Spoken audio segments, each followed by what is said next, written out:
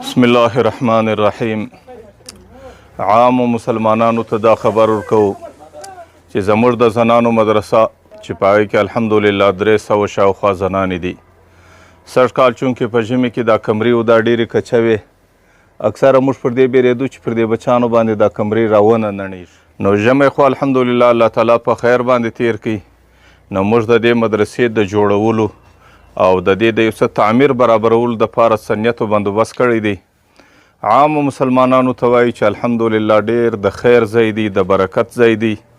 که څوک د خپل آخرت دپاره چې زما د مرګه بعد زما صدقه جاریه وي، یا د مور پلارو د مردګانو دپاره د صدقې جاریې په نیت باندې څه کول غواړي، زه عامو مسلمانانو ته دا اطمینان ورکوم چې الحمدلله دا بهترین ځای دی.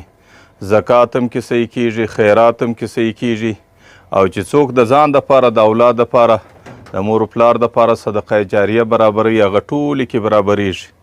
نو کم څوک چې په دې کې حصه اخیستل غواړي، که د خښتو په شکل یې هم، که د باجري په شکل یې هم، که د سیموټو په شکل یې هم، که د سریې په شکل یې هم، هغې زما سره پر شخصي نمبر باندې رابطه کولی شي. زما شخصي نمبر دی 0029، دا د دې علاقې کوډ دی 314 83 او 346. الله تعالی دې مدرسه قبوله کړي. چې کوم مسلمان صدقه کې کوي، الله تعالی دې د ټولو مسلمانانو صدقې قبولې کړي. الله دې د ټولو مسلمانانو دپاره صدقه جاریه وګرځوي.